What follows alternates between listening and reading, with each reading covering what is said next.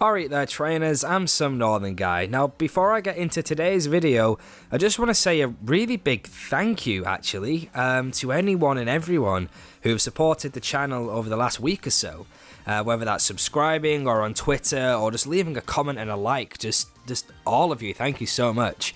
About a week ago, I created a video in response to Birdkeeper Toby's What If You Were a Pokemon Champion vid, and that video got quite a bit of support. Toby himself shared it on Twitter, so thank you again very much for that, Toby.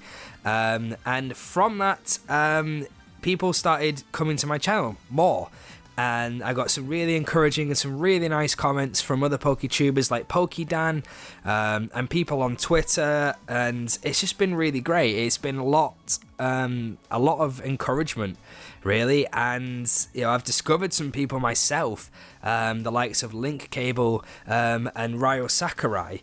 And it's actually because of Link Cable I'm doing this top 5 video today. I had a bit of a mental block, like a writer's block if you like, and I didn't know what to do, and he tweeted me and just said, hey, just keep going with your top 5 Pokemon of every type because, you know, they're good and it works. I was like, okay, fair enough.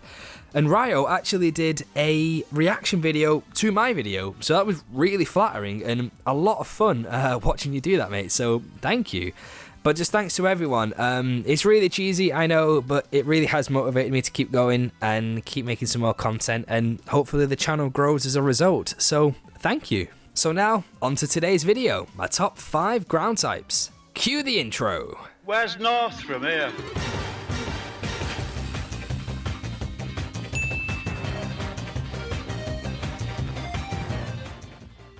Now for this one, I kind of want to do things a little bit differently.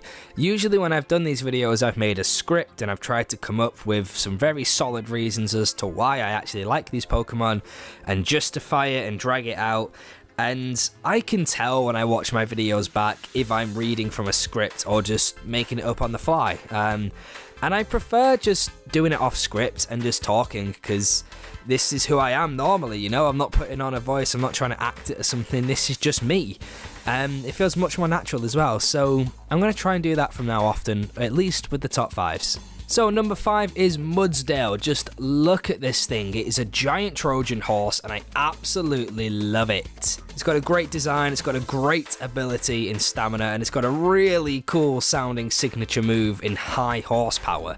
And I know other Pokemon can use it, but it was designed for Mudsdale. I didn't actually use one in my first playthrough of Sun. I started to, but I had like a rotation going. But decided, you know, I couldn't really be bothered with a big full rotation on my first playthrough. Just wanted to see the story, get used to Alola and things. So I reorganised my team a little bit, and unfortunately Mudsdale didn't make the final cut. But in my current playthrough of Sun, I'm using one. I've made a point of actually using a Mudsdale on my main team, and so far it's going well. Number 4 is Golem. Now Golem kind of has to be here by default because it's my favourite rock type.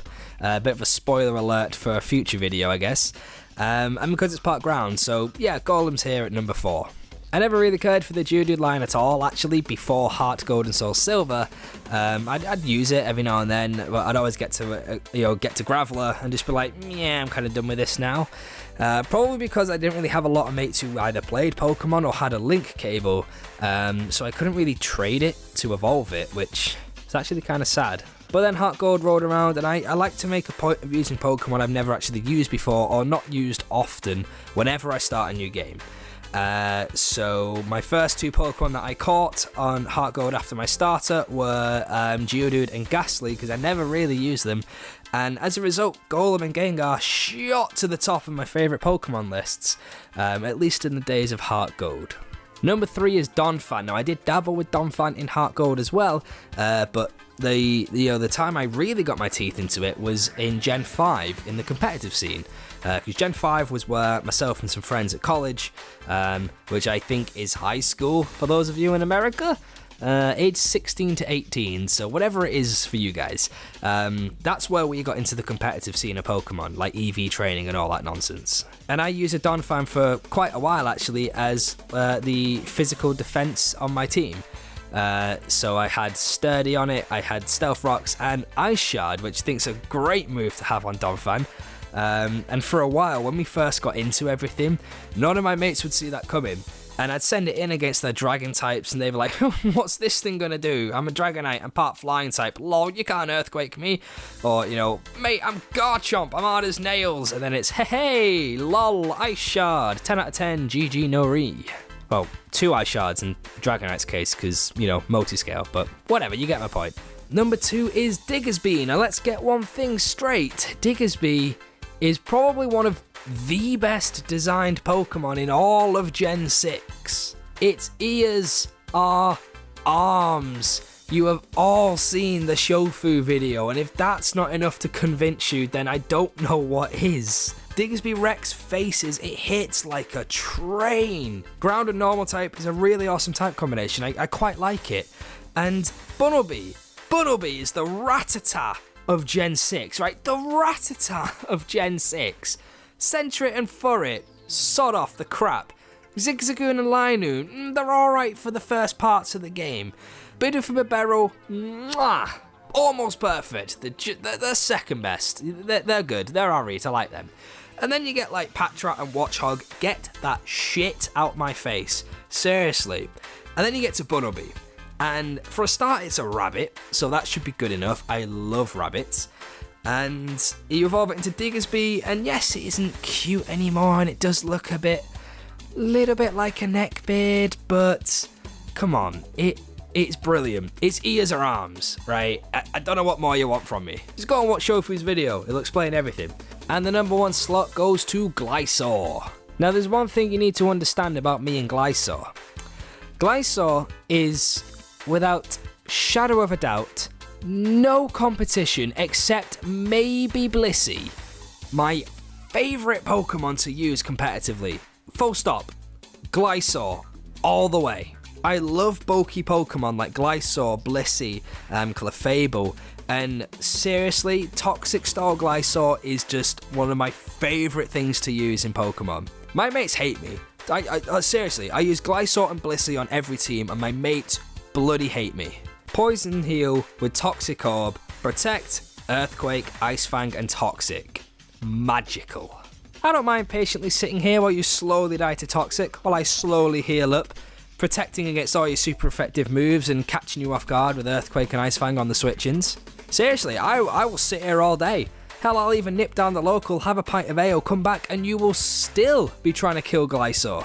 Apart from actually using it, I love its design. It's one of my favourite Gen 4 Pokemon, and a lot of the evolutions they added in Gen 4 weren't that great, but some of them, like Glysaur, look perfect. I forget quite often that Glysaur and Mamoswine is another example, are actually Gen 4 Pokemon and not Gen 2. I forget that Gligar and Piloswine don't evolve until Gen 4. So playing Pokemon Go recently, I'm getting all these Gligar thinking, yes, gonna get my boy Glysaur soon, and it's like, oh crap, no, it's Gen 4. But it feels so natural because it's such a good design that I always think it's Gen 2. I've been playing a lot of Pokemon Showdown over the last month because I kind of want to get back into the competitive scene and start doing some stuff with it on the channel. And I use Glysaur on every team. And honestly, since I started using it, or since I started playing competitive in Gen 5, more or less every single battle I've won, Glysaur has come in clutch. It has been win condition, or it's won the match for me, hands down. I'm loving Glysaur so much recently that I've actually seriously been considering switching Infernape for Glysaur as my channel mascot. In fact... Where's north from here?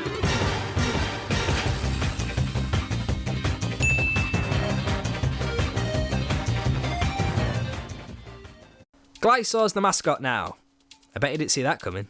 I'm sorry, Infernape. You're a bro for life, mate, but I kind of agree with Ragnarok on this one.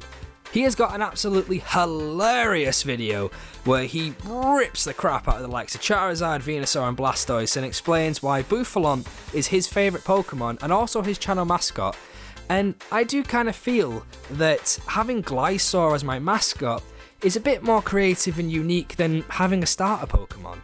And since Glysaur is actually the only non-starter in my top 5 favourite Pokemon, I think he fits well.